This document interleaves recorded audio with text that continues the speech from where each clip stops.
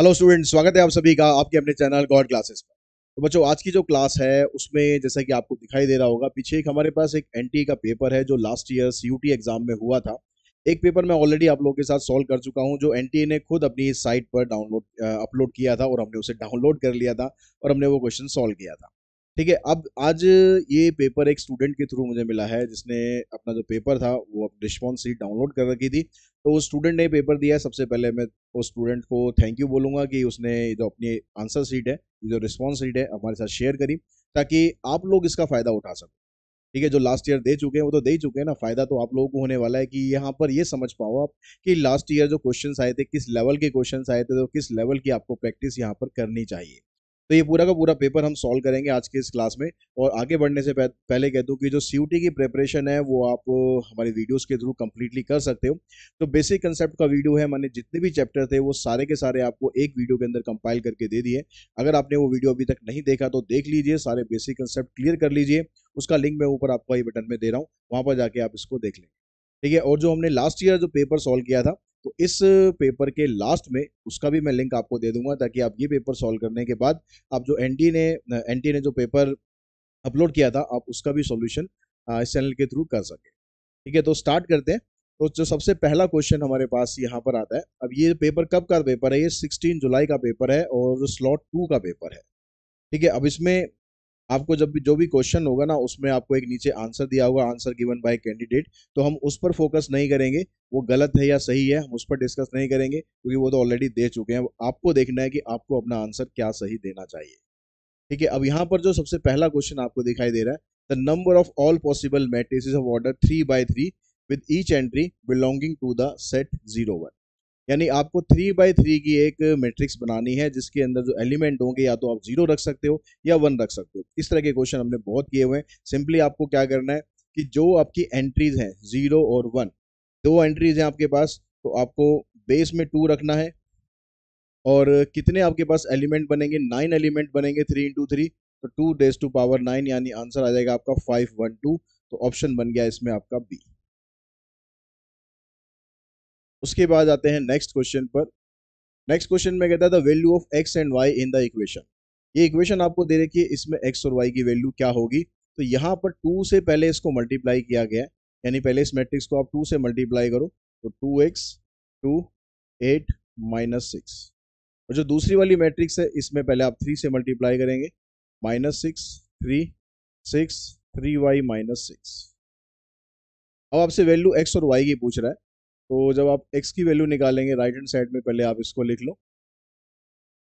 Right hand side में 2x और -6, इन दोनों को जब हम ऐड करेंगे, तो 2x -6, इन दोनों को ऐड करने के बाद जो वैल्यू आएगी वो इसके बराबर होनी चाहिए। तो 2x = 8 हो गया, यानी x की वैल्यू आपको मिल गई 4।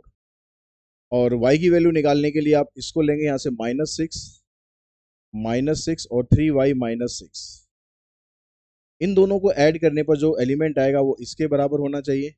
ये -12 आएगा, उधर चला जाएगा, +12 हो जाएगा, तो 3y = 12 और 3 15। तो y की वैल्यू आ जाएगी आपके पास 5, x की वैल्यू 4, y की वैल्यू 5। तो ऑप्शन नंबर सी जो होगा वो हमारा राइट आंसर होगा। उसके बाद देखिए जो थर्ड क्वेश्चन आ रहा है, थर्ड क्वेश्चन आ रहा है, बहुत ही सिंपल सा क्वेश्चन है लेकिन कंफ्यूजिंग भी है। ठीक है, अगर आपको कंसेप्ट सही से नहीं पता तो फिर आप गड़बड़ कर सकते हो। यहाँ पर देखो, ये 4 है, ये 4 है, ये 4 है, ऊपर वाले 0 है, नीचे वाले 0 है। तो ये जो मैट्रिक्स है, ये एक डायगोनल मैट्रिक्स है, स्केलर मैट्रिक्स है, एक स्क्वायर मैट्रिक्स भी है। ठीक है, और वैसे आप देखोगे सीधा स्क्वायर मैट्रिक्स लिखो आंसर।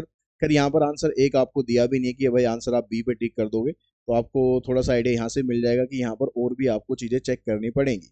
स्केलर मैट्रिक्स है ये, लेकिन स्केलर मैट्रिक्स एक डायगोनल मैट्रिक्स भी होती है और डायगोनल मैट्रिक्स एक स्क्वायर मैट्रिक्स भी होती है। तो तीनों की तीनों चीज इसके अंदर बननी चाहिए। आइडेंटिटी नहीं बनेगी ये, क्योंकि यहाँ 1 1 1 नहीं। तो डी ऑप्शन हमारा ठीक नहीं होगा, ए बी सी हमारा ठीक होगा। तो a b c option number b में बन रहा है, तो इसका जो आंसर बनेगा हमारा वो बनेगा ऑप्शन नंबर बी। उसके बाद क्वेश्चन नंबर हम चलते हैं, स्क्वायर मैट्रिक्स हो गया, स्केलर हो गया, डायगोनल हो गया, ठीक है ना, a b c. Next question पे चलते हैं हम, क्वेश्चन नंबर दिस में। यहाँ पर ये आपको इसका डिटर्मिनेंट सॉल्व करना है।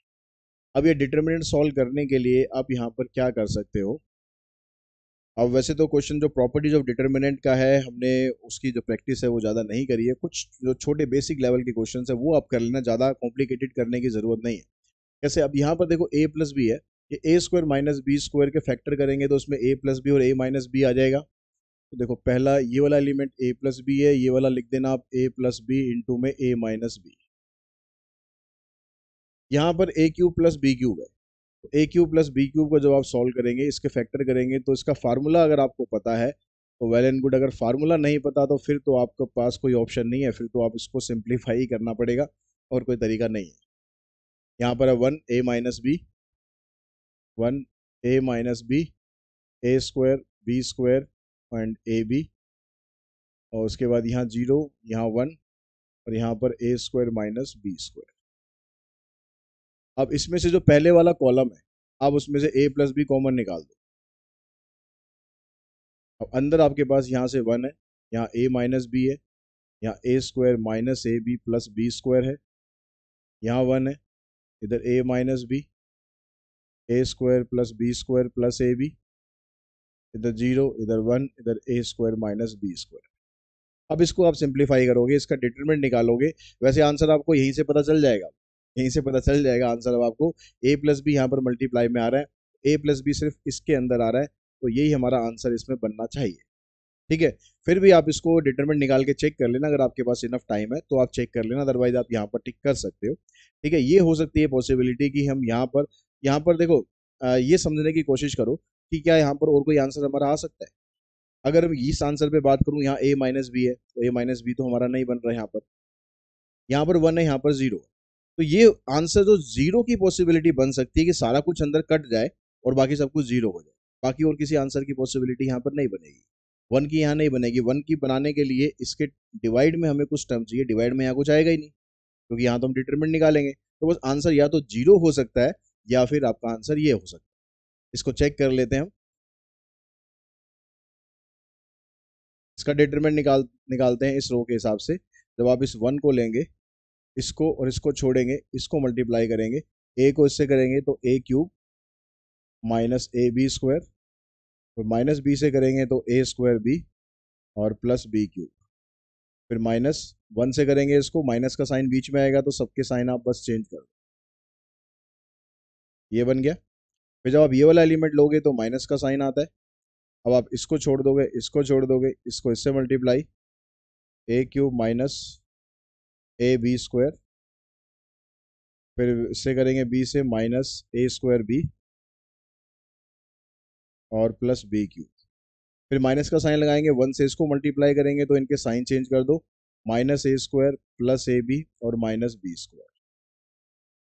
अब देखो, अब यहाँ पर इस ब्रैकेट के अंदर अगर हम देखें, और इस ब्रैकेट के अंदर यहाँ पर माइनस का साइन लगा हुआ है, तो इस ब्रैकेट में और उस ब्रैकेट में जो जो सेम टर्म के साइन, जो सेम साइन होंगे वाली टर्म कट जाएंगी, क्योंकि यहाँ बाहर माइनस लगा हुआ, उसकी वजह से साइन माइनस का हो जाएगा। जैसे ये ए क्यूब है, ये ए क्यूब है, ये ब्रैकेट खुलने के बाद माइनस का होगा, तो आप पहले ही काट दो ना, क्यों टाइम अपना खराब करना।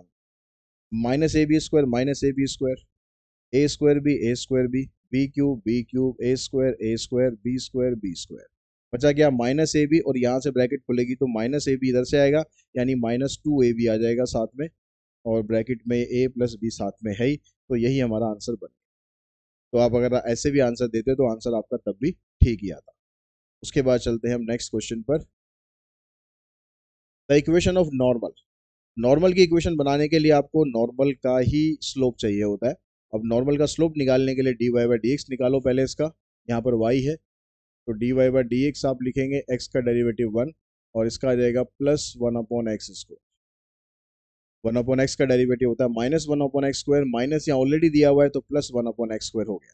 अब यहाँ पर पॉइंट आपको दे रखा है वन जीरो, तो एक्स की जगह आपको वन पुट करना है, तो वन पुट करोगे तो आपके पास टू आ गया। ये आया स्लोप ऑफ टेंजेंट। तो स्लोप ऑफ नॉर्मल क्या आएगा, स्लोप ऑफ नॉर्मल ये आएगा माइनस वन अपॉन टू। अब इसके हिसाब से आप इक्वेशन बनाओगे तो y माइनस वाई वन मतलब ये, ठीक है, ये स्लोप आ गया, x माइनस एक्स वन, इसको मल्टीप्लाई करो, two y minus x plus one, इसको इधर ले आओ, x plus two y equals to one. ये आपका ऑप्शन बनेगा, यानी ऑप्शन नंबर सी हमारे पास बन जाएगा। उसके बाद अगर हम क्वेश्चन देखें नेक्स्ट क्वेश्चन पे, नेक्स्ट क्वेश्चन में कहता है the minimum value of this on the set of all real number. इसकी मिनिमम वैल्यू निकालनी है, तो आप या तो उसमें टेस्ट कर सकते हो या फिर स्क्वायर फंक्शन अगर आएंगे तो बेटर है कि आप इसको स्क्वायर फंक्शन में कन्वर्ट कर लो। आप इसको लिख लो ऐसे x-4 का होल स्क्वायर प्लस 1। एक्स का स्क्वायर करोगे ये आएगा, 2ab करोगे ये आ जाएगा, 4 का स्क्वायर 16 और प्लस 1 करेंगे 17। ये बन गया। अब यहाँ से आपको क्लियरली पता है कि इसकी मिनिमम वैल्यू जीरो हो सकती है, क्योंकि यहाँ स्क्वायर में है, नेगेटिव तो ये जा नहीं सकता। तो इसकी मिनिमम वैल्यू जीरो होगी और ये प्लस 1 साथ में रहेगा ही रहेगा, तो मिनिमम वैल्यू इसकी 1 आएगी। तो आप ऐसे फटाफट से इसकी मिनिमम वैल्यू फाइंड कर सकते हैं। ठीक है, तरीके कई है, तरीका आपको वो ढूंढना है जो छोटा तरीका और अच्छा तरीका हो। यहाँ पर नेक्स्ट क्वेश्चन है, इसके अंदर थोड़ा सा ये ब्लर हो रहा है, इसको मैं यहाँ लिख देता हूँ। यहाँ पर है -3 और log 4 + x 4 - x, ऐसे है क्वेश्चन। तो इसमें आपको प्रॉपर्टी लगानी है डेफिनेट इंटीग्रल की। इसको हम फर्स्ट कंडीशन मान लेते हैं। अब जो प्रॉपर्टी आप लगाओगे उसमें a + b - x वाली प्रॉपर्टी आपको लगानी है। a + b - x वाली प्रॉपर्टी लगानी है। अगर x की जगह आप a + b - x करते हो तो इंटीग्रल पे कोई चेंज नहीं होता, ये प्रॉपर्टी में आपने पढ़ा होगा। ठीक है, तो हम क्या करते हैं, इन दोनों को प्लस करेंगे तो क्या आएगा, जीरो ही आएगा। तो हम यहाँ पर लिख देते हैं, x की जगह लिखेंगे हम 0 - x, ऐसे यहाँ नीचे लिख देंगे, ये पूरा इकट्ठा ही है। तो 4 - 0 - x,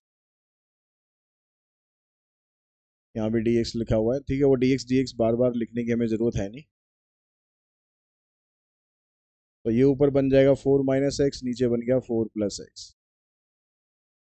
अब इसको और इसको, इन दोनों को ऐड कर दो, 1 को और 2 को ऐड करोगे, ये i है, ये भी i है, तो ये बन गया आपके पास 2i। यहाँ पर आ गया log 4 + x 4 - x, इधर से आ जाएगा log 4 - x 4 + x। लॉग की प्रॉपर्टी होती है कि अगर आपके पास बीच में प्लस का साइन है तो आप इन दोनों लॉग को इकट्ठा कर सकते हो। जब आप इनको इकट्ठा करते हो तो ये बन जाएगा 4 + x 4 - x, और ये आ जाता है मल्टीप्लाई में 4 - x और 4 + x। ये इससे कैंसिल, ये इससे कैंसिल, बचेगा log 1, और log 1 होता है जीरो। अगर ये जीरो आ गया है तो जीरो को इंटीग्रेशन क्या करेंगे, कुछ नहीं करेंगे, आंसर आ जाएगा जीरो। ऑप्शन बन जाएगा इसका बी। नेक्स्ट क्वेश्चन है, इसमें आपको कहता है कि यहाँ पर x² + 1 है, नीचे x+1 का स्क्वायर है। x² + 1 है और नीचे x+1 का स्क्वायर है, और यहाँ e की पावर x मल्टीप्लाई में है। तो जब भी e की पावर x मल्टीप्लाई में होगा तो आप हमेशा कोशिश करो कि जो बाय पार्ट्स वाली प्रॉपर्टी होती है वो यहाँ पर ज्यादातर चांसेस हैं वो बनती है। अब उसको बना कैसे सकते हो, आप बना पाते हो नहीं बना पाते हो, ये डिपेंड करता है एग्जाम के अंदर। नहीं बना पाते हो तो आपको अलग अलग सॉल्व करना पड़ेगा, वो लेंदी हो जाएगा। और बना सकते हो तो आपको क्या देखना है, आपको डिनोमिनेटर को हमेशा देखना है कि आप डिनोमिनेटर को लेके आ सकते हो या नहीं लेके आ सकते। अगर आप डिनोमिनेटर को लेकर आ गए, ठीक है, थोड़ा सा ऊपर वाला पार्ट आपको दिखाई नहीं दे रहा होगा,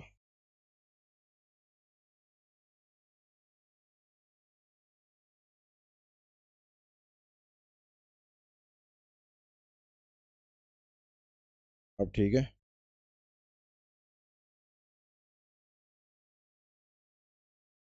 तो आपको जो डिनोमिनेटर वाला पार्ट है ना, ये आपको बनाना है। x+1 यहाँ पर कैसे लाओगे, तो उसको लाने के लिए आपको यहाँ पर करना पड़ेगा x² - 1 + 2, ऐसे लिख लो। ठीक है, -1 + 2 हमने क्यों लिखा, क्योंकि +1 चाहिए हमें, वो वैल्यू चेंज नहीं होनी चाहिए। और ये डिनोमिनेटर है, इसके साथ आप अलग कर देना, इसके साथ आप अलग कर देना, e की पावर x तो रहेगा ही। अब इसके आप फैक्टर जब बनाओगे तो x-1 और x+1 हुआ, नीचे x+1 का स्क्वायर है, यहां से ये आ गया। इससे एक से ये कैंसिल हो जाएगा, एक बचेगा तुम्हारे पास, ऐसे बचेगा x-1 x+1 प्लस में 2/x+1 का होल स्क्वायर। अब अगर आप ये देखोगे कि इसका डेरिवेटिव करोगे ना तो अब ये वाली टर्म बनेगी। तो जब ऐसी प्रॉपर्टी आती है कि डेरिवेटिव करने पर यहाँ वाली टर्म बन जाए और साथ में e की पावर x हो, तो आंसर हमारा होता है सीधा, ये वाली टर्म लिखेंगे हम पहले x-1 x+1 इंटू में e की पावर x, तो हमारा आंसर बना x minus one x plus one into में e की पावर x। ये आंसर बना। ठीक है, प्रॉपर्टीज पता होने का ये फायदा है कि आप जल्दी इसको सॉल्व कर लोगे। नेक्स्ट क्वेश्चन में कहता है कि what is the integrating factor. तो इंटीग्रेटिंग फैक्टर निकालने के लिए जो इक्वेशन होती है इस फॉर्मेट में बनी हुई है आपके पास dy by d x plus p y equals to q. ठीक है, ये लीनियर डिफरेंशियल इक्वेशन का क्वेश्चन है। तो लीनियर डिफरेंशियल इक्वेशन का एक आध क्वेश्चन आपको प्रीवियस ईयर के पेपर में दिया हुआ है, तो उसको भी आप कर लें, छोड़े मत उसे भी। तो अब इसमें जो p होता है, y के साथ जो टर्म होती है यहाँ पर ये p होता है। और इंटीग्रेटिंग फैक्टर जब हम बनाते हैं तो फार्मूला होता है e की पावर p dx और उसका इंटीग्रेशन। तो यहाँ पर y के साथ जो नंबर है ये माइनस वन अपॉन एक्स है। तो यहाँ पर जो e की वैल्यू p की वैल्यू हुई है माइनस वन अपॉन एक्स, और माइनस वन अपॉन एक्स का आप इंटीग्रेशन करोगे तो माइनस लॉग एक्स आ जाएगा। और इस माइनस को आप यहाँ से हटा के पावर में लेके जाओ तो ये e की पावर लॉग एक्स की पावर माइनस वन, ई और लॉग खत्म हो जाएगा, एक्स की पावर माइनस वन का मतलब हो गया वन अपॉन एक्स। ये आपका इंटीग्रेटिंग फैक्टर आएगा। ऑप्शन बनेगा इसमें आपका सी।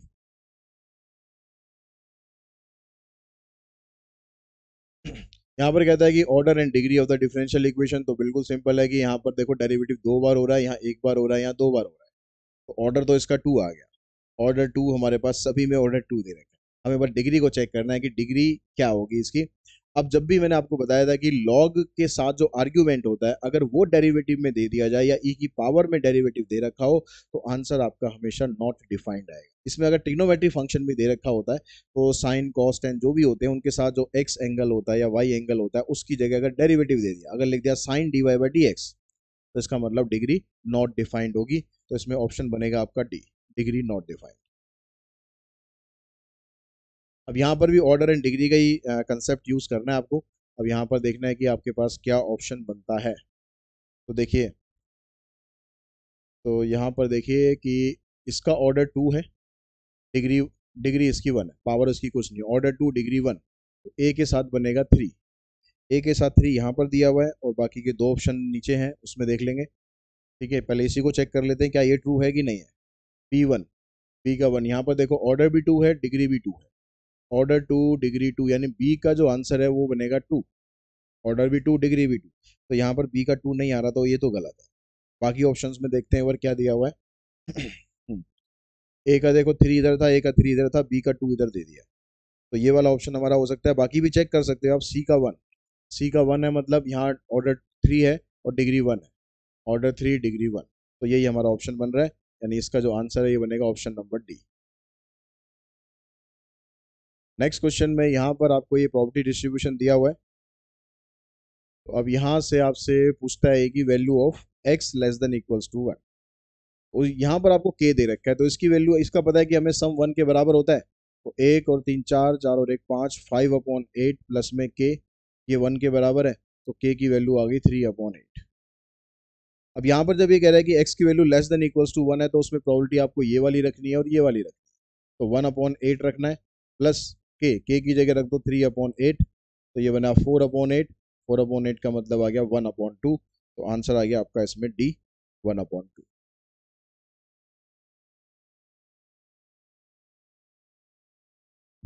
नेक्स्ट क्वेश्चन भी प्रोबेबिलिटी डिस्ट्रीब्यूशन का है, इसमें ई एक्स पूछ रहा है। ई एक्स मतलब आपको इनको आपस में मल्टीप्लाई करना है फिर उसकी वैल्यू निकालनी है, लेकिन उससे पहले आपको के की वैल्यू पता होनी चाहिए। तो के कितना हो जाएगा, यहाँ पर दो और चार छः, छः और तीन नौ और एक दस, तो टेन के इक्वल्स टू वन है, तो के की वैल्यू आ गई वन अपॉन टेन। तो अब यहाँ से जब आप ई एक्स निकालोगे तो इसको इससे मल्टीप्लाई करेंगे टू के आएगा, इसको इससे मल्टीप्लाई करोगे एट के आ गया, थ्री को इससे करेंगे नाइन के आ गया और फोर के आ गया। तो नौ और चार तेरह, तेरह और दो पंद्रह और आठ तेईस, तेईस के आ गया। तो के की जगह वन अपॉन टेन डालोगे तो आ जाएगा ट्वेंटी थ्री अपॉन टेन, यानी टू पॉइंट थ्री। ये हमारा इसमें ऑप्शन बनेगा ऑप्शन नंबर डी।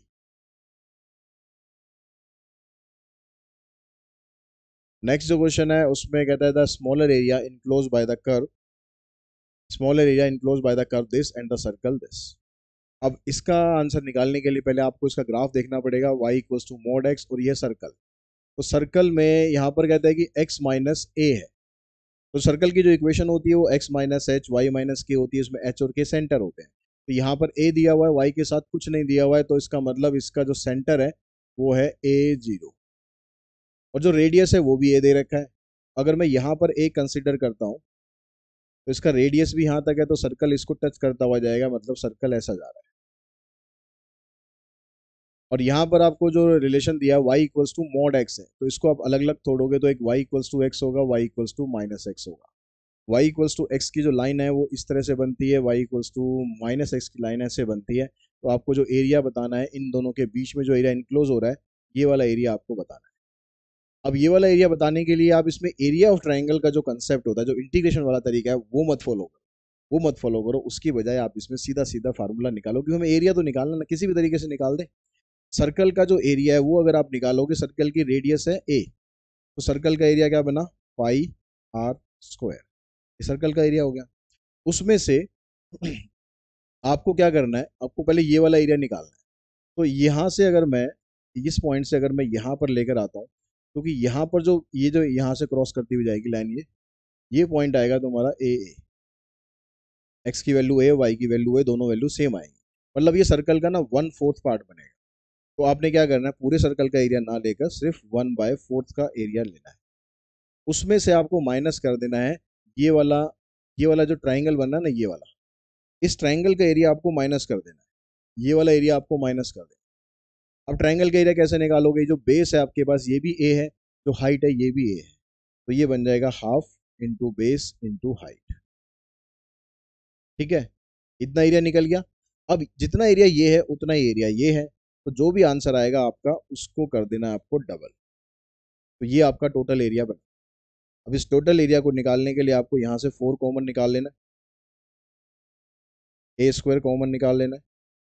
तो यहाँ से ये 4 गया, ए स्क्वायर गया, यहाँ से रह गया पाई। यहाँ पर तो 4 नहीं था, हमने 4 कॉमन निकाला तो ऊपर 2 लिख देंगे, ए स्क्वायर तो बाहर चला ही गया। यहाँ से इसको कैंसिल करो, देखो ए स्क्वायर अपॉन में 2 पाई माइनस 2 है कहीं, ए स्क्वायर अपॉन 2 पाई माइनस 2, ये आपका आंसर है। तो इसमें आपको इंटीग्रेशन की जरूरत नहीं पड़ी, आपने सिंपल एरिया वाला कंसेप्ट लगाया, उससे आपकी अपना एरिया निकाल लिया। ये क्वेश्चन है, इसमें आप इंटीग्रेशन करना है एक्स अपॉन में एक्स माइनस 1 और एक्स माइनस 2। अगर आपने शॉर्ट ट्रिक्स देखी हो पार्शियल फ्रैक्शन की गॉड क्लासेस पर, तो ये क्वेश्चन आपके लिए बिल्कुल बाएं हाथ का खेल है। आपको कुछ पार्शियल रेशनल फ्रैक्शन कुछ लगाने की जरूरत नहीं है। दो आपके पास यहाँ पर लीनियर फंक्शन है, तो आपको क्या करना है, जो पहली वाली वैल्यू है, पहला इंटीग्रेशन का जो दो पार्ट इसमें बनेंगे, उसमें पहला पार्ट आपको कैसे बनाना है, यहाँ पर आप पुट करो एक्स माइनस 1 की जगह 0 पुट करोगे तो एक्स की वैल्यू 1 बनेगी। तो एक्स की वैल्यू 1 आप इसको छोड़कर बाकियों में पुट करो, तो क्या बना आपके पास, यहाँ से आएगा 1, यहाँ से आएगा 1 माइनस 2 मतलब -1। तो 1 अपॉन -1 लॉग लगाओ और इसके साथ में ये लिख दो x -1। ठीक है, ये आपका एक पार्ट हुआ। फिर ऐसे ही आप जो दूसरा वाला हिस्सा है x -2, उसको 0 पुट करोगे तो वहां से x की वैल्यू 2 निकलेगी। तो 2 आपको पुट करना है, इसको छोड़कर बाकियों में 2 पुट कर दो, तो यहाँ से बनेगा 2, यहाँ से आएगा 2 -1 मतलब 1। ठीक है, अब यहाँ पर आप लगा दो लॉग x -2, ये बन गया आपका आंसर। बस आपको इसको इकट्ठा कर देना है, ये 2 को इधर पावर में लेके चले जाओ, ये ऐसा आ जाएगा लॉग x -2 का स्क्वायर। ये माइनस में है तो आप खाली इसको ऐसे लिख दो, और इन दोनों को जब आप इकट्ठा करोगे तो ये वाली टर्म ऊपर आएगी। अब यहाँ पर x -2 का स्क्वायर की फॉर्मेट में नहीं है, इसका स्क्वायर खोल रखा है, तो एक्स स्क्वायर -4x प्लस में 4, जो माइनस वाली टर्म है ये नीचे आ जाएगी। ये बन गया आपका answer, x square -4x plus 4 divided by x -1 plus में c। ऑप्शन नंबर बन गया ए। तो ये पार्शियल फ्रैक्शन की ट्रिक थी, बहुत अच्छी ट्रिक है, बट अपना टाइम आप इससे सेव कर सकते हो। तो गॉड क्लासेस की जो कैलकुलेशन ट्रिक वाली प्लेलिस्ट है वहां पर जाके देखो, आपको और भी काम की आपको ट्रिक्स मिल जाएंगी। अब यहाँ पर इस क्वेश्चन में अलग अलग स्टेटमेंट्स आपको दी हुई हैं, उन स्टेटमेंट्स को देखकर आपको बताना आपका जो फाइनल आंसर है वो क्या है। तो सारे आंसर हम इकट्ठे कर लेते हैं ताकि हमें करने में आसानी रहे। ठीक है, अब यहाँ पर देखो कि कौन कौन से आपके पास which of the following statement are true. तो पहले जो आपको आसान आसान स्टेटमेंट दिखाई दे रही है, पहले आप उसी से स्टार्ट करा करो। ये नहीं कि आपको, भाई जरूरी नहीं कि आपको पहले वाले से स्टार्ट करना है। देखो यहाँ पर कह रहा है कि जो x y से बड़ा, x छोटा है y से और y छोटा है z से। तो अगर हम इन दोनों के बीच में कंक्लूजन निकालें तो x जो है z से छोटा होना चाहिए, क्योंकि x y से छोटा है, y z से छोटा है, तो x भी z से छोटा होना चाहिए। लेकिन ये आपको यहाँ पर उल्टा दिया हुआ है, तो ये स्टेटमेंट आपकी गलत है, मतलब सी आपके आंसर में नहीं आना चाहिए। तो सी इस आंसर में आ रहा है, गलत है। सी इस आंसर में आ रहा है, गलत है। सी आंसर में आ रहा है, गलत है। राइट ऑप्शन बनेगा आपका सी। और कुछ करने की जरूरत ही नहीं पड़ी आप, एक ही आंसर से आपने अपने सारे आंसर निकाल दिए। ठीक है, तो इस तरीके से दिमाग लगाओ कि कैसे आप जल्दी कर सकते हो। अब बाकी आप चीजों को देखोगे ना, ए डी और ई करेक्ट बोल रहा है, ए को आप निकालोगे सही निकलेगा, डी को आप निकालोगे सही निकलेगा, और ई को भी निकालोगे सही निकलेगा। चेक कर लेना बेशक निकाल के, और अगर ना निकले तो कमेंट बॉक्स में मुझे बता देना। हमें पूरा क्वेश्चन करना जरूरी नहीं है, हमें जरूरी है कि उसको सही करना। अब यहाँ पर कहता है कि x and y are two positive real number, the least value of this. x plus y और रूट एक्स वाई, ये दोनों टर्म आती है हमारे पास अर्थमेटिक मीन और ज्योमेट्रिक मीन के कंसेप्ट में। हमें ये पता है कि जो अर्थमेटिक मीन होता है वो ज्योमेट्रिक मीन से बड़ा होता है या उसके बराबर होता है। अर्थमेटिक मीन की जो वैल्यू आती है वो ये होती है, ज्योमेट्रिक मीन ये होता है। आप टू को इसको इधर ले आओ, आप रूट एक्स वाई को यहाँ नीचे लाओ, तो ये आपके पास स्टेटमेंट आ गई। यानी इसकी जो लीस्ट वैल्यू है वो टू है, बाकी इसकी वैल्यू टू से आगे जितनी मर्जी आप बढ़ाते जाओ, greater than equal to two है ना, तो लीस्ट वैल्यू इसकी टू है। यानी आंसर बना आपका ये डी। ठीक है, ये हमारे पास सेक्शन जो अप्लाइड मैथमेटिक्स वाला वो स्टार्ट हो गया पिछले क्वेश्चन से, कंपलसरी वाला पार्ट हमारा चला गया। उसके बाद आप जाते हैं, how many pair of consecutive even positive integers are possible if it is given that each number is greater than 7। जो नंबर है दोनों वो 7 से बड़े होने चाहिए, and their sum is less than 25। तो इवन इंटीजर्स पूछ रहा है, इवन नंबर के बीच में दो दो का गैप होता है। तो एक नंबर अगर हम x ले लेंगे, दूसरा नंबर x+2 होना चाहिए, और इसका जो सम है वो 25 से छोटा हो। तो ये बन गया 2x लेस देन 23, तो x की वैल्यू आ जाएगी 11.5, इससे छोटी होनी चाहिए। ठीक है, और दूसरी बात यह क्या कह रहा था कि दोनों नंबर आपके 7 से बड़े होने चाहिए।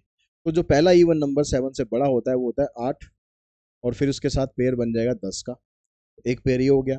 अगर पहला नंबर हम ले लें 10, तो अगला ये बनेगा।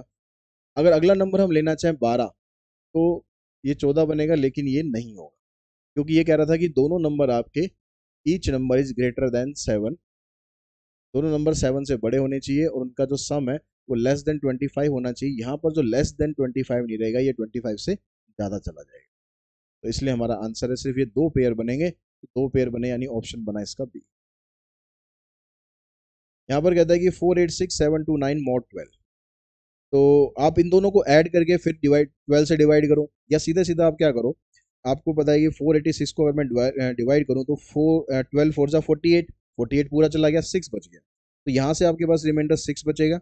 12 6 जा 72, तो 72 पूरा चला गया, 9 बचा। तो ये दो बचेंगे यहाँ से, 9 + 6 हो गया 15, और 15 को अगर आप 12 से डिवाइड करोगे तो आंसर आ जाएगा 3। ऑप्शन बन गया आपका बी।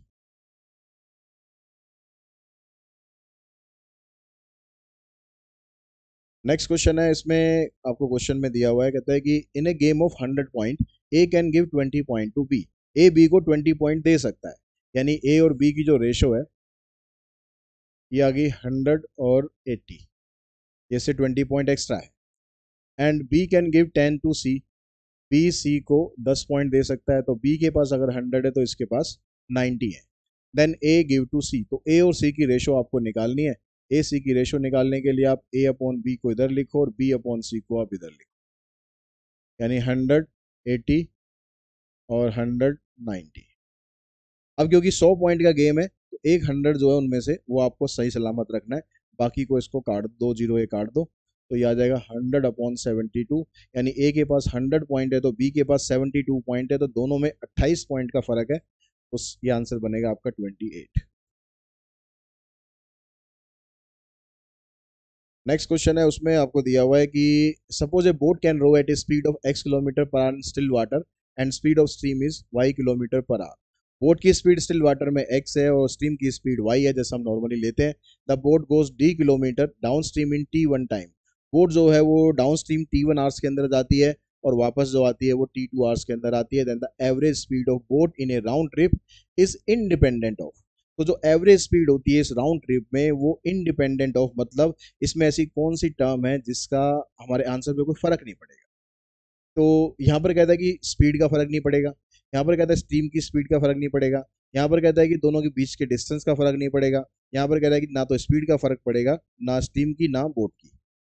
तो अब यहाँ पर उसके लिए आपको फार्मूला पता होना चाहिए। एवरेज स्पीड का जो फार्मूला होता है, एवरेज स्पीड का फार्मूला होता है x square minus y square upon में एक्स।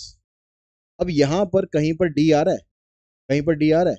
अब जब डी नहीं आ रहा तो डी की वैल्यू चाहे यहाँ 10 हो, चाहे 20 हो, चाहे 50 हो, चाहे 100 हो, चाहे 1000 हो, कोई फर्क ही नहीं पड़ेगा क्योंकि आंसर में डी है ही नहीं। यानी हमारा आंसर बनेगा independent of distance between the two point. दोनों के बीच का जो डिस्टेंस है उससे हमारा आंसर जो है इंडिपेंडेंट होगा, फ्री होगा, कोई फर्क पड़ेगा नहीं। यहाँ पर भी आपको लिस्ट मैच करनी है। लिस्ट मैच करके क्या आपका ऑप्शन बनते हैं वो देख लेते हैं। हमारे पास ये 4 ऑप्शन है यहाँ पर। तो पहले में कहता है कि ए ट्रांसपोज अगर ए के बराबर है तो मैट्रिक्स सिमेट्रिक होती है। ए ट्रांसपोज ए के बराबर है, सिमेट्रिक मैट्रिक्स है, ए का आंसर 3 है। तो ए का आंसर 3 इसमें आ रहा है और इसमें आ रहा है, मतलब ये दोनों ऑप्शन खत्म। अब यहाँ पर जो आपको ये यहाँ पढ़ो जो सबसे आसान लगता हो ना वो कर दो। देखो सी का आंसर सेकंड है, यहाँ दोनों में सेम है, तो सी से पता नहीं चलेगा, या तो बी से पता चलेगा या डी से पता चलेगा।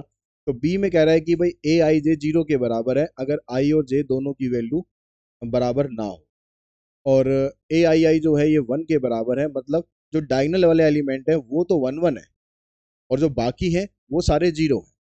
जैसे अगर आप 2 by 2 मैट्रिक्स बनाते हो तो ये 1 आएगा, ये 1 आएगा और ये 0 आएगा, तो ये मैट्रिक्स बनेगी हमेशा आपकी आइडेंटिटी। अगर 3 by 3 होगी तो भी आइडेंटिटी बनेगी, तो इसका ऑप्शन बनेगा 4। तो बी का 4 यहाँ पर है, तो ये आपका राइट आंसर।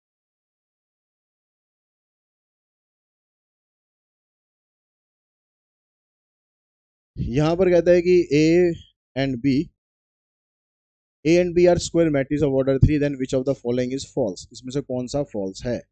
ए के अंदर अगर हम उसका ट्रांसपोज ऐड करते हैं तो हमेशा सिमेट्रिक ही आंसर आता है, ये तो ट्रू है, ठीक है, हमारा आंसर ये नहीं होगा। ए में से ट्रांसपोज माइनस करें तो उसको सिमेट्रिक आता है, ये भी ठीक है। अगर आप लास्ट वाले पे आओ, सीधा डी पे आओ, ए बी ट्रांसपोज, जो ए बी ट्रांसपोज होता है इसमें रिवर्स लो हम लगाएंगे तो ये बनेगा ऐसे बी ट्रांसपोज ए ट्रांसपोज, और आगे भी आपको ये दिया हुआ है बी ट्रांसपोज ए ट्रांसपोज, तो ये 0 के बराबर आएगा, दोनों सेम है, तो ये स्टेटमेंट भी ठीक है, मतलब ये वाली स्टेटमेंट गलत है और यही हमारा आंसर है। हमें गलत वाला इसमें से छांटना था, कौन कल्प्रिट है वो हमने छांट दिया।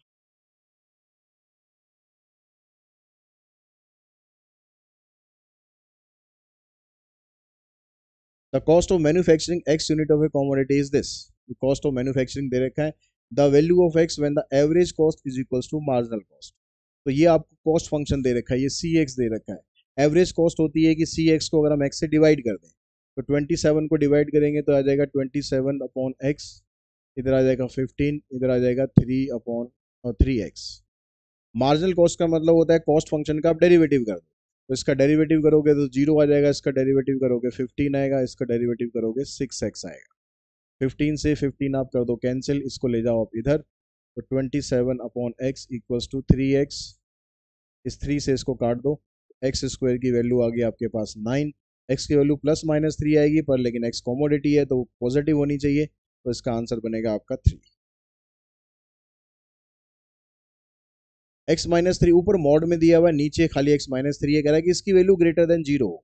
अब ये बताओ मुझे, अगर मॉड में वैल्यू होती है तो वो तो हमेशा पॉजिटिव ही आएगी, वो तो ग्रेटर देन 0 ही आएगी, मतलब जिसमें जो न्यूमिनेटर है उसका आंसर पे कोई इफेक्ट नहीं पड़ने वाला, क्योंकि वो तो पॉजिटिव ही रहना है। आंसर का इफेक्ट पड़ेगा हमारा ये वाला। एक्स माइनस 3 अगर हमारा ग्रेटर देन 0 है तो हमारा आंसर ग्रेटर देन 0 ही आएगा।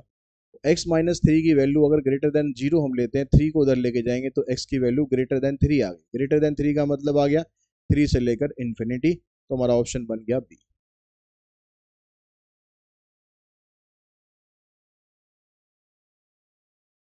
For the curve this and this, then second derivative at 1 1। Second derivative आपको बताना है कि 1 1 पर क्या होगा। तो इसका डेरिवेटिव आप निकालोगे 1/2 रूट एक्स आ जाएगा, और y का निकालोगे 1/2 रूट वाई, और फिर y का डेरिवेटिव करेंगे dy by d x equals to 0। ये टू टू दोनों कॉमन निकल जाएंगे, खत्म हो जाएंगे, उसको उस साइड ले जाने की आपको जरूरत ही नहीं है। पहले आप 1/√x को इधर लेके जाएंगे तो ये आएगा -1/√x, और फिर रूट वाई का क्रॉस मल्टीप्लाई करके ले जाएंगे, ये आ जाएगा आपके पास ऊपर। ये तो बना आपके पास फर्स्ट डेरिवेटिव। अगर सेकंड डेरिवेटिव निकालना है इसका तो उसके लिए क्वेश्चन टूल लगा देंगे आप, माइनस ये है ही बाहर यहाँ पर, नीचे वाले का डेरिवेटिव करेंगे x आएगा, y का डेरिवेटिव करेंगे तो 1/2 रूट वाई, फिर y का dy बाई डी एक्स। ये तो ऊपर वाले का डेरिवेटिव हो गया इनटू डिनोमिनेटर, फिर माइनस का sign, root y as it is रहेगा, रूट एक्स का डेरिवेटिव 1/2 रूट एक्स। अब यहाँ जो dy बाई डी एक्स आ रहा है उसकी जगह आप डाल दो ये वाली value minus root y upon x, minus root y upon root x into root x, यहाँ से आ गया माइनस रूट वाई अपॉन में two root x divided by x. इससे ये कैंसिल, इससे ये कैंसिल, ये माइनस माइनस प्लस, ये वाला माइनस भी बाहर निकल के प्लस, यानी माइनस का तो हो गया किस्सा खत्म। अब बचा आपके पास यहाँ पर, यहाँ सारा कट गया, यहाँ बचा वन, ये प्लस ही हो जाएगा, माइनस माइनस, ठीक है। वाई की जगह वैल्यू डालोगे वन आएगी क्योंकि आपको पॉइंट वन वन दिया हुआ है, और टू रूट एक्स मतलब ये आ जाएगा टू, नीचे आपके पास दिया हुआ है वन, तो टू प्लस वन यानी थ्री बाई टू, ये हमारा आंसर बनेगा। थ्री बाई टू तो हमारे पास ऑप्शन में नहीं है, तो मतलब अच्छा, ये वाला टू हमारा रह गया, ये वाला टू हमारा रह गया, तो ये भी वन बाई टू आएगा, one by two one by two one हो गया, वन बाय वन यानी आंसर आ जाएगा वन। तो इसमें ऑप्शन बनेगा आपका बी ऑप्शन बनेगा। उसके बाद आ जाओ नेक्स्ट क्वेश्चन पर। यहाँ कहता है कि the second derivative of y, इसका सेकंड डेरिवेटिव करोगे, देखो फर्स्ट डेरिवेटिव आप करोगे वाई का, तो फोर ए की पावर टू एक्स का ए की पावर टू एक्स रहेगा और टू एक्स का टू आ जाएगा। फिर जब सेकंड डेरिवेटिव करोगे फोर ए की पावर टू एक्स, फिर टू एक्स का टू करेंगे तो एक टू पहले से ही है, तो टू टू फोर बन गया यहाँ पर। तो ये आपके पास क्या बन गया, देखो ए की फोर ए की पावर टू एक्स, ये फोर ए की पावर टू एक्स, ये तो बन गया आपके पास वाई, और ये आ गया फोर, आंसर आ गया आपका फोर वाई, क्योंकि वाई की टर्म्स में यहाँ से आंसर दिया हुआ है तो वाई की टर्म्स में लिखो, अगर वैसे सॉल्व करना होता तो फोर फोर जा सिक्सटीन, ई की पावर टू एक्स, वो आपका आंसर आ जाता। जैसा देश वैसा भेस, वैसा क्वेश्चन दिया हुआ उस हिसाब से अपना आंसर दो। यहाँ पर आपके पास फिर प्रोबेबिलिटी डिस्ट्रीब्यूशन का ऐसा क्वेश्चन हमारे पास तीसरा क्वेश्चन आ रहा है, ये देख लो, प्रोबेबिलिटी के तीनों क्वेश्चन बड़े आसान है अब तक, एक ही टाइप के क्वेश्चन है। आपको यहाँ पर क्या करना है, चार तीन सात दो नौ और एक दस, टेन लैम्डा वन, लैम्डा की वैल्यू वन अपॉन टेन। अब क्या पूछ रहा है, greater than equals to two, greater than equals to two में ये लेना है, ये लेना है, ये लेना है, इसकी प्रोबेबिलिटी लेनी है बस। चार तीन सात और दो नौ, नाइन लैम्डा हो गया, लैम्डा वन बाय टेन है तो आ जाएगा नाइन बाय टेन, ऑप्शन आ गया इसमें सी।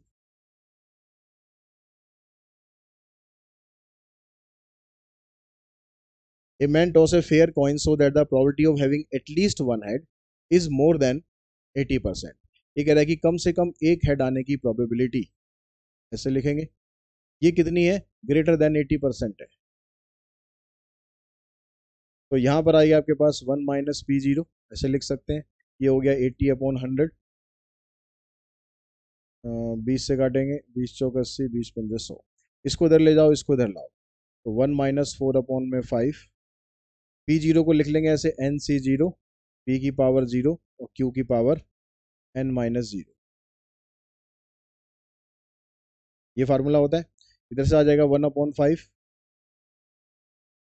और ये जो एन सी जीरो है मतलब वन ही आएगा, एन तो हमें निकालना है। पी और क्यू क्या हो जाएंगे ये दोनों, क्योंकि यहाँ पर कॉइन टॉस हो रहा है, तो पी भी वन बाई टू रहेगा, क्यू भी वन बाई टू रहेगा, तो क्यू की पावर यानी वन बाई टू की पावर आ जाएगी एन। इसका आप रेसिप्रोकल करोगे तो ये साइन ऐसे उल्टा हो जाएगा, तो टू की पावर एन जो है वो एन की जगह क्या होना चाहिए कि ये वैल्यू जो है ना हमारी फाइव से बड़ी आ जाए, तो एन की जगह अगर मैं वन रखता हूँ या टू रखता हूँ तो छोटी रहेगी, उसके अलावा कुछ रखता हूँ तो वो बड़ी हो जाएगी, यानी अब यहाँ पर ऐसा कुछ नहीं दे रखा है, मतलब कि वही greater than equals to this, सीधा कह रहा है कि या तो तीन भी ले सकते हो आप, चार भी ले सकते हो, पांच भी ले सकते हो, बी डी ई, तो देखो B D E,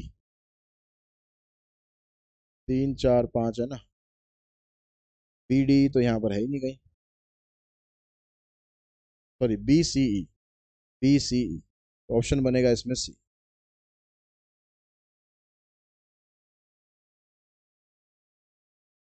next question है, यहाँ पर आपको निकालना है प्राइस इंडेक्स नंबर। तो टेबल आपको दे रखी है 2012 और 2018 की, 12 का है, ये 18 का है, इसका टोटल कर लो, इसका टोटल कर लो, और फिर इसका प्राइस इंडेक्स नंबर निकाल दो। तो इसका टोटल आप करोगे आ जाएगा पाँच, चार दो छः, चार दस और एक ग्यारह, दो तीन चार, इसका टोटल करेंगे आ जाएगा पाँच, आठ तीन ग्यारह और दो तेरह, 235। तो जो प्रेजेंट वैल्यू वैल्यू होती है उसको ऊपर रखते हैं, ये वाली वैल्यू नीचे रखते हैं, और इन टू में 100 करते हैं, तो आपके पास इसकी वैल्यू आ जाएगी, जितना कट जाए छोटा कर दो, पाँच अट्ठे 40, पाँच ते 15, पाँच चौक 20, पाँच सत्ते 35, तो 8300 को आपको डिवाइड कर देना है 47 से, वन पे जाएगा, फिर 7 पे चला जाएगा, 7 7 49, 7 चौक 28 और 4 32। फिर 6 पे चला जाएगा, ठीक है, 6 7 42, यहीं से पता लग जाएगा आपको आपका आंसर।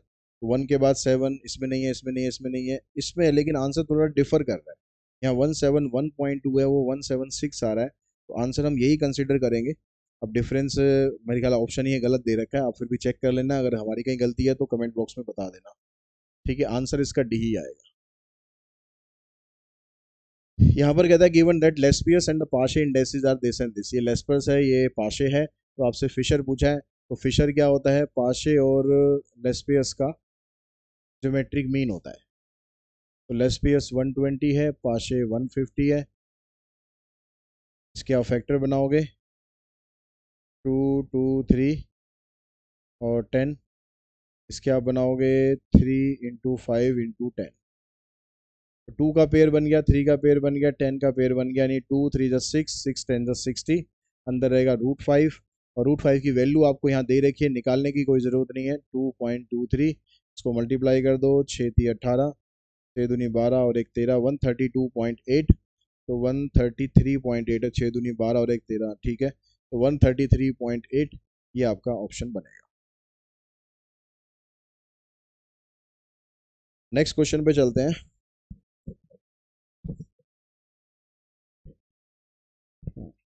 नेक्स्ट क्वेश्चन में कहता है कि भाई दो पाइप हैं आपके पास, ए और बी, एक 5 घंटे में भरता है, एक 4 घंटे में भरता है, और तीसरा जो पाइप है वो 20 घंटे में खाली करता है। तो अगर तीनों पाइप को हम इकट्ठा खोल दें तो कितना टाइम लगेगा? तो इसका 1 घंटे का टाइम आप लेंगे 1/5, इसका 1 घंटे का टाइम 1/4, और इसका 1 घंटे का टाइम खाली करने का है तो 1/20। एलसीएम आ गया 20, यहाँ 4 आ जाएगा, यहाँ 5, यहाँ 1, 5 4 9, 9 में से 1 गए 8। टाइम निकालते हैं तो उसके लिए रेसिप्रोकल किया जाता है, तो 5/2, 5/2 का मतलब आ जाएगा 2.5, यानी ऑप्शन नंबर बनेगा इसमें बी। उसके बाद नेक्स्ट ये क्वेश्चन आपको दे रखा है। अब इसमें देखो, आपको क्वेश्चन में ये रहता है कि सर फाइनेंशियल मैथमेटिक्स के क्वेश्चन आएंगे, उसमें इतनी बड़ी बड़ी कैलकुलेशन थी, तो वो कैसे करेंगे? तो पिछला भी हमने जो एक क्वेश्चन, पिछले पेपर में जो क्वेश्चन करा था, उसमें भी आपको जो ईएमआई वाला क्वेश्चन था ना, पी के अलावा बाकी जो वैल्यूज आती है ना, वो सारी कैलकुलेट करके दे रखी थी, बस आपको पी से मल्टीप्लाई करना था। यहाँ पर आपको क्या करना है, मल्टीप्लाई सारा कुछ नहीं करना, कैलकुलेट नहीं करना, इसी फॉर्मेट में आपको आंसर दिया हुआ है, आपको बस आंसर छोड़ देना है। आपको बस फार्मूला पता होना चाहिए कौन सा लगाना है। यहाँ पर पावर आपको पॉजिटिव वाली दे रखी है, तो ईएमआई का फार्मूला आपको पॉजिटिव वाला लगाना है। कौन सा? P into I into 1 + i⁻n divided by 1 + i⁻n-1, ये लगाना है। अब यहाँ पर देखो, कहता है कि एक अजीत अजीत ने मोटरसाइकिल परचेज करनी थी, 1,75,000 की मोटरसाइकिल है, और उसमें से 50,000 रुपये उसने डाउन पेमेंट दे दी। तो 1,75 में से 50 डाउन पेमेंट दे दिया, तो 1,25 पर लोन मिलेगा, तो पी आ गया आपका 1,25। आई आई कितना बनेगा? आई कह रहा है कि 9% है, लेकिन ईएमआई है तो 12 से डिवाइड करना पड़ेगा, डिवाइड करके कितना बनेगा? यहाँ पर देखो ये दे रखा है 1 पॉइंट के बाद जो भी वैल्यू होगी आई की वैल्यू होती है, ये दे रखी है आपको 0.0075। यहाँ आ जाएगा 1 + 0.0075 की पावर, टाइम कितना है? 4 साल, 4 को 12 से मल्टीप्लाई करोगे 48, नीचे भी यही आ जाएगा। आप डायरेक्ट इसकी वैल्यू भी रख सकते हो, मैं तो आपको लिख के बस समझा रहा हूँ। आपको पता है कि भाई ये ऐड करने पर ये बनेगा, उसकी पावर 48 है, इसकी वैल्यू ये है, तो सीधी वैल्यू रख दो, मत रखो वाले, मतलब चीज़ों को लिखने में इतना टाइम वेस्ट मत करो। इसको अगर इससे मल्टीप्लाई करेंगे, यहाँ 3 जीरो है, तो ये 3 जीरो तो हटा दो, डेसिमल एक प्लेस यहाँ लेके जाओ, तो ये बन जाएगा 125 और 7.5, ये वैल्यू आपकी है आपके पास 1.4314। यहाँ पर ये वाली वैल्यू रखनी है उसमें से, लेकिन 1 माइनस करना है, तो 0.4314, ये बन गया आपका आंसर। देखो 125, 7.5, 1.434, 0.4314, ऑप्शन नंबर ए हमारा आंसर। तो आपको ऐसा नहीं है कि बहुत ज़्यादा ज़्यादा कैलकुलेशन करनी पड़ेगी, कोई एक आध क्वेश्चन तो हो सकता है। देखो नेक्स्ट क्वेश्चन आ गया कि एक 6% कन्वर्टेड क्वार्टरली, क्वार्टरली कन्वर्ट करना है, 6% है, यानी उसको 4 से आपको डिवाइड कर देना है। The present value of perpetuity और rupees this payable at the end of each quarter, end में पेमेंट हो रही है, यानी परपेचुटी ऑफ टाइप 1 है, फार्मूला आपके पास ये वाला लगेगा। परपेचुटी है 4,500 की, और रेट आपको दे रखा है 6%, लेकिन इसको 4 से आपको डिवाइड करना है, 4 से हम डिवाइड करके नीचे लिखने की बजाय सीधा ऊपर लिख दो, इनटू में 100 भी कर दो, परसेंटेज का भी 100 सीधा ऊपर ले जाओ, यहाँ से इसे काटो, 6 सत्ते 42, 6 पंजे 30, तो ये आ जाएगा कितना, 4 पंजे 20, 4 सत्ते 28, तो 30, 3 लाख रुपए। तो 3 लाख रुपए इसकी प्रेजेंट वैल्यू बनेगी, बी हमारे पास आंसर आ गया। ये कह रहा है कि एक पॉपुलेशन है जिसके अंदर 4 ऑब्जर्वेशन है, उसका वेरिएंस निकालो। अब वेरिएंस निकालने का जो फार्मूला होता है, ये आता है sigma x i minus mean का square divided by n. Population है इसलिए एन लिखेंगे, सैंपल होता है तो n-1 लिखते हैं। ठीक है, अब यहाँ पर पहले मीन निकालो, 7 5 12, 12 और 4 16, तो मीन आपका बना 16 और 4 बन गया मीन, 16 तो टोटल आ गया, 4 इसका मीन आ गया।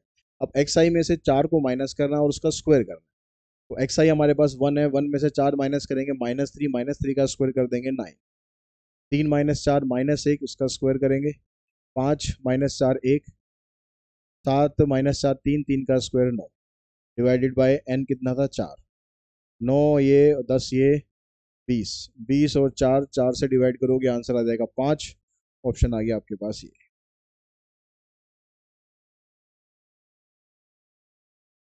यहाँ पर कहते हैं the value of x and y in the following 3 year cycle is present in the data.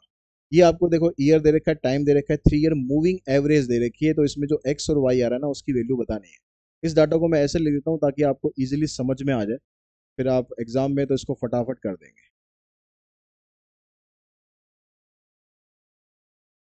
यहाँ पर 2 है, यहाँ 3 है, यहाँ 7 है, यहाँ एक्स है, यहाँ 12 है, इधर कुछ नहीं है, इधर वाई है, इधर 5 है, इधर 8 है, इधर कुछ नहीं है। तो जो 3 ईयर मूविंग एवरेज एवरेज होती है वो हम कैसे निकालते हैं, इन तीनों का टोटल करते हैं और उसको 3 से डिवाइड कर देते हैं। तो 7 और 3 10, 10 और 2 12, 12 को अगर आप 3 से डिवाइड करोगे तो बनना चाहिए 4, तो वाई की वैल्यू बनेगी 4। अब वाई देखो 4 सिर्फ यहाँ पर दे रखा है, तो आंसर हमारा यही है, आंसर हमारा यही है। आपको एक्स की कैलकुलेट करने की जरूरत नहीं है, वैसे बता दूं एक्स कैसे कैलकुलेट करोगे। अगली जो ये वाली जो 3 वैल्यू है इनका टोटल करने पर जो एवरेज आएगी वो इसके बराबर है। तो 7 और 12 19 प्लस एक्स डिवाइडेड बाई 3 करेंगे तो ये 8 के बराबर आना चाहिए, 8 ये 24, 24 में से 19 को उधर ले जाके माइनस कर दो, क्या आ जाएगा 5, तो आपके पास देखो एक्स की वैल्यू 5। लेकिन जब आपको दिख रहा है कि वाई एक ही जगह 4 दे रखा है, बस कैलकुलेट सही से कर लो कि यहाँ गलती ना हो, यहाँ गलती ना हो, तो आपका आंसर पे एक्स की वैल्यू निकालने की जरूरत ही नहीं पड़ेगी। The correct order to solve an LPP in the two variable, order बताना है यहाँ पर एलपीपी का कि क्या पहले होता है, क्या उसके बाद होता है और फिर क्या उसके बाद होता है, तो बस आपको यहाँ पर ऑर्डर बताना है। तो हम क्या करते हैं, सबसे पहला काम हम क्या करते हैं, हम पहले तो फॉर्मुलेट ही करते हैं एलपीपी को, जो भी हमारे पास इक्वेशन दे रखी होती है उससे हम फॉर्मुलेट करते हैं। तो सबसे पहले आएगा हमारे पास ए इसमें दिया हुआ है, ए इसमें दिया हुआ है, तो मतलब बाकी दोनों ऑप्शन हमारे नहीं। बी में क्या कह रहा है, बी में कॉर्नर पॉइंट है तो वो तो बाद में ही आता है। यहाँ डी क्या कह रहा है, शेड द फिजिबल रीजन, ये भी बाद में होता है। तो हमारे पास ये सीक्वेंस है, ए के बाद सी कह रहा है, दोनों में सी कह रहा है, मतलब convert all the inequality into equation and plot the graph, graph हमने प्लॉट कर दिया। अब आगे क्या करना है, या तो डी करना है या ई करना है, दोनों में से क्या करना है। डी में कह रहा है कि पहले शेड करो फिजिबल रीजन को, ई में कह रहा है कि obtain the maximum value of the objective function, तो ये तो सबसे लास्ट का पॉइंट है, मैक्सिमम वैल्यू या मिनिमम वैल्यू निकालने वाला, यानी यहाँ पर डी आएगा। तो हमारे पास क्या बनेगा, ए के बाद सी, सी के बाद डी, डी के बाद बी, बी के बाद ई, तो ये हमारा राइट ऑप्शन आएगा, ऑप्शन नंबर इसका बी।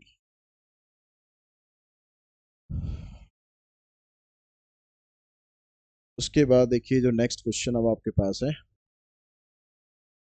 कह रहा है कि एक मशीन है, उसकी कॉस्टिंग है 36,000, has a useful life of 15 year, annual depreciation is rupees this and scrap value. तो डेप्रिसिएशन का जो फार्मूला था आपके पास था सी माइनस एस अपॉन में एन। डेप्रिसिएशन दे रखा है आपको 2,000 का, ओरिजिनल कॉस्ट आपको 36,000 दे रखी है, एस आपको निकालना है, एन दे रखा है 15, तो 15 दूनी 30, 30,000, इधर 36,000 है, तो इसको इधर लाके इसको इधर लाके माइनस करोगे, 36,000 में से 30 माइनस करोगे, 6,000 आपके पास स्क्रैप वैल्यू आ जाएगी। नेक्स्ट क्वेश्चन परपेचुटी का क्वेश्चन है, what rate of interest will the present value of perpetuity of ₹500 payable at the end हो रही है, यानी फर्स्ट टाइप ऑफ परपेचुटी है, P equals to R upon में I। अब यहाँ प्रेजेंट वैल्यू आपको दे रखी है 20,000, परपेचुटी है 500, आई हम मान लेते हैं x, लेकिन यहाँ पर कन्वर्टेड हो रही है ये 6 महीने बाद, यानी साल में 2 बार, उसको 2 से डिवाइड करना है तो 2 से जो डिवाइड करते हैं उसको यहीं पर लिख लेते हैं और इनटू में 100 कर देते हैं परसेंटेज के लिए। अब यहाँ से 2 जीरो ये काट दो, 2 जीरो आप ये काट दो, 2 उसको भी काट दो, इसको यहाँ लाओगे एक्स की वैल्यू आ जाएगी 5, तो आपके पास आंसर बनेगा इसका 5%। यहाँ पर फिर आपको मैच द कॉलम दे रखे हैं। मैच द कॉलम में देखो अब EMI stands for equated monthly instalment, यानी ए का आंसर 4 होना चाहिए, सभी में 4 दे रखा है। ये भी चालाक है, समझ गया कि ये तो सभी बच्चे पता लगा लेंगे, तो पहले को तो छोड़ो। फिर बी में चेक करो, बी में क्या आता है फर्स्ट सेकंड थर्ड में से। तो in case of bond there exist, अगर बॉन्ड होता है तो बॉन्ड में क्या होता है inverse relationship between the yield to maturity and bond price, तो ये आएगा बी का 1। तो बी का 1 यहाँ भी है, बी का 1 यहाँ भी है, मतलब ये दोनों ऑप्शन हमारे खत्म। अब सी का 2 आएगा या 3 आएगा। सी में कहता है बुक वैल्यू, बुक वैल्यू का मतलब क्या होता है original value of asset minus the accumulated depreciation, जितना डेप्रिसिएशन हो रहा है अगर उस वैल्यू को माइनस कर देते हो तो जो वैल्यू बचती है उसी को बुक वैल्यू बोलते हैं, यानी सी का ऑप्शन बनेगा 2। सी का 2 यहाँ पर आ रहा है तो यही हमारा राइट ऑप्शन आ गया। ये क्वेश्चन आपको केस स्टडीज का क्वेश्चन अब दे रखे हैं, तो एक ही क्वेश्चन दे रखा है, उससे आगे 5 क्वेश्चन हम करने वाले हैं, दो दो बार रिपीट कर रखा है। यहाँ से हमारी केस स्टडी स्टार्ट है। तो कहता है कि the growth height of a certain plant due to exposure to sunlight is given by this.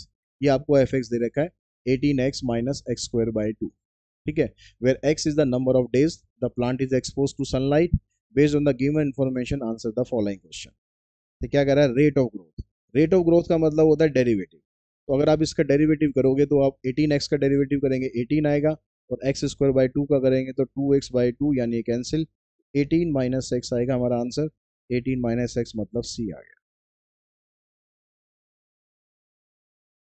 अब उसके बाद फिर आगे कहता है कि the number of days the plant will take to attain the maximum height. Maximum height के लिए जो डेरिवेटिव आता है उसको जीरो पुट करते हैं, तो डेरिवेटिव आया था 18 माइनस एक्स, को जीरो पुट करेंगे तो एक्स की वैल्यू आ जाएगी 18, तो आंसर आ जाएगा इसका बी। फिर आगे कहता है द मैक्सिमम हाइट। हाइट निकालने के लिए आपको जो स्टार्टिंग का इक्वेशन दे रखी थी ना वहां पर आपको वैल्यू पुट करनी है। क्या कौन सी वैल्यू पुट करनी है, जो हमारी एक्स की वैल्यू निकली है, एक्स की वैल्यू कितनी निकली हमारी 18, ठीक है। मैक्सिमम हाइट, क्वेश्चन क्या था क्वेश्चन में, द मैक्सिमम हाइट, हाइट पूछ रहा है, ठीक है। इस पॉइंट पर हमारी वैल्यू निकली है, तो यहाँ जो 18x minus x square by 2 दे रखा है यहाँ पर आप x की जगह 18 पुट करेंगे, तो 18x, x की जगह 18, फिर माइनस 18 का स्क्वायर बाई 2, 18 का स्क्वायर होता है 324, यहाँ भी 324 आएगा, 324 को 2 से डिवाइड करोगे तो 162, इसमें से माइनस करेंगे 162, तो आपका आंसर बनेगा C. The height of plant if it expose to the sunlight for 2 days. अब हाइट ऑफ प्लांट बतानी है, अगर 2 दिन के लिए एक्सपोज होता है तो एक्स की जगह पर आप 2 पुट करना है, यानी जहाँ 18 पुट किया हुआ है वहां पर आपको 2 पुट करना है। तो इस पार्ट में हम इसकी जगह 2 पुट करेंगे,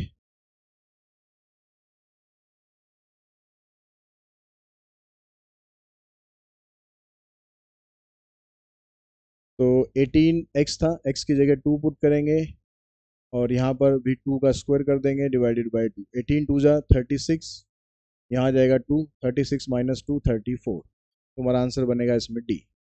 यहाँ कहता है the rate of increase in the height of the plant will be 10 centimetre per day after. जो रेट ऑफ हाइट है, रेट ऑफ हाइट मतलब जो हमने डेरिवेटिव किया था वो अगर हमारे पास आ जाए कितना 10, तो डेरिवेटिव की जगह आ जाए 10, और डेरिवेटिव करने पर हमारे पास वैल्यू आई थी 18 माइनस एक्स, तो इसको यहाँ लाएंगे तो एक्स की वैल्यू आ जाएगी 8, तो हमारे पास आंसर आ जाएगा 8।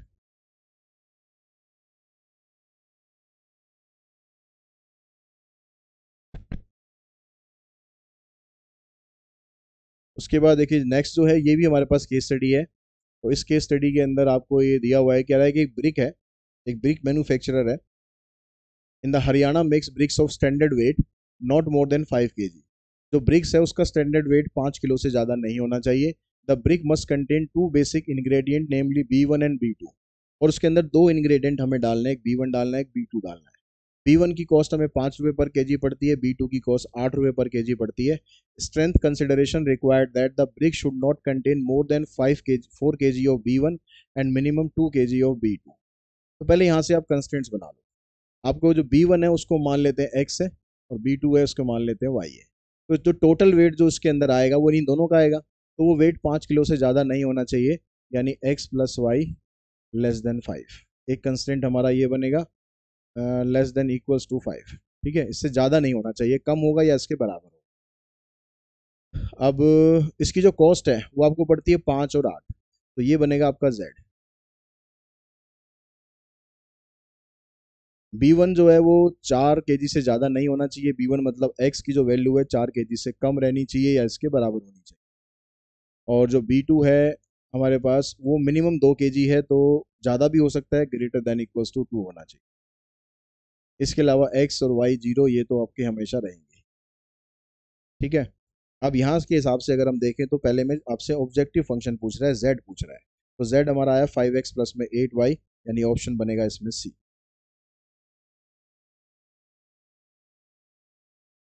यहाँ पर कहता है कि विच of the following is not A correct constraint. तो करेक्ट इन्हीं दोनों में से एक होगा, एक नहीं होगा, क्योंकि यहाँ पर x less than equals to 4 कह रहा है, यहाँ पर ग्रेटर देन इक्वल्स टू 4 दे रहा है, दोनों तो हो नहीं सकते। तो कौन सा था हमारा करेक्ट वाला? था less than equals to 4 correct वाला था, वो इनकरेक्ट पूछ रहा है। इनकरेक्ट हमारा ग्रेटर देन वाला आएगा, मतलब ऑप्शन बनेगा C. Minimum value of z। अब z की मिनिमम वैल्यू निकालनी है तो उसके लिए हमें इसका ग्राफ बनाना पड़ेगा। ग्राफ बनाने के लिए एक तो हमारे पास था x plus y equals to 5, ये ले लेते हैं, तो यहाँ 0 5 आ जाएगा, यहाँ 5 0। एक लाइन ये आ गई।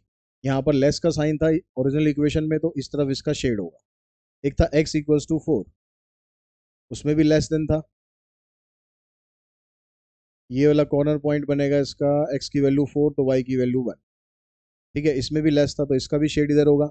और फिर हमारे पास वैल्यू थी y greater than equals to 2। अब इसमें ग्रेटर देन का साइन था तो इसका जो शेड है वो ऊपर की तरफ बनेगा।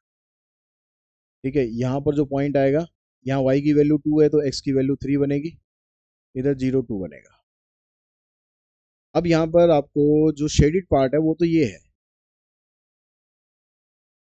अब लेकिन इसमें आपको कॉर्नर पॉइंट बस यही दोनों यूज करने हैं, ये वाला पॉइंट आपको यूज नहीं करना है, क्योंकि यहाँ पर जो हमें निकालना है वो b1 और b2 निकालना है। और b1 और b2 हमारे पास जो उस ब्रिक्स के अंदर हम डालेंगे, b1 और b2 की जो वैल्यू है वो दोनों मिलाकर 5 के बराबर होनी चाहिए। अगर हम ये वाला केस ले लें x प्लस वाई, यानी 0 प्लस 2 करेंगे तो ये 2 रहेगा, ये 5 के बराबर नहीं होगा, तो ये वाला कॉर्नर पॉइंट हम नहीं लेंगे। तो हमारे पास ये दो कॉर्नर पॉइंट बने, इसी के हिसाब से आपको आंसर निकालना है। देखो अब यहाँ पर minimum value of z, z हमारे पास था क्या? z था हमारे पास 5x प्लस में 8y। अगर हम ये वाली वैल्यू डालते हैं तो यहाँ पर आ जाएगा 5 8 जा 40। ठीक है, इस वैल्यू से अगर हम ये वाली वैल्यू डालते हैं तो 5 3 जा 15, 8 2 जा 16, मतलब 31। तो क्या पूछ रहा है? मिनिमम पूछ रहा है, तो मिनिमम आ जाएगा हमारे पास 31। और minimum value of z the quantity of ingredient b1, minimum value हमारी इस पर आ रही है, और इसमें y कितना है? b1 कितना है? मतलब x की वैल्यू आ रही है 3, तो इसमें जो ऑप्शन है हमारे पास आएगा 3। इसका ऑप्शन बनेगा हमारे पास D 3। At what point the cost will be maximum, maximum दूसरा वाला पॉइंट था हमारा कौन सा? 0 5। इस पर मैक्सिमम वैल्यू आ रही थी 40, जो वैल्यू आ रही थी इस पर आ रही थी, तो ये हमारा आंसर बनेगा। तो इस तरह से हमारे पास ये जो पूरा का पूरा पेपर है वो हमने सॉल्व कर लिया।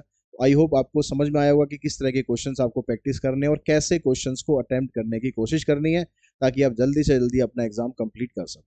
तो आज की इस वीडियो में इतना ही, जल्दी मिलेंगे एक और वीडियो में एक और नए पेपर के साथ। अगर आप प्रीवियस ईयर के स्टूडेंट हमारा वीडियो देख रहे हैं तो मैं उनसे रिक्वेस्ट करूंगा कि उनके पास अगर उनकी आंसर शीट है तो वो ज़रूर शेयर करें हमारे साथ, ताकि इस साल के जो स्टूडेंट्स हैं उनका उससे काम हो सके और उनको उनकी हेल्प मिल सके। और आप भी अपने किसी ऐसे दोस्त को जानते हैं जिसने लास्ट ईयर CUT दिया था, आप इस साल के स्टूडेंट हैं, तो आप उनसे वो पेपर ले सकते हैं। और अगर आप खुद सॉल्व करना चाहें खुद सॉल्व करें, या फिर मेरे पास सेंड कर सकते हैं।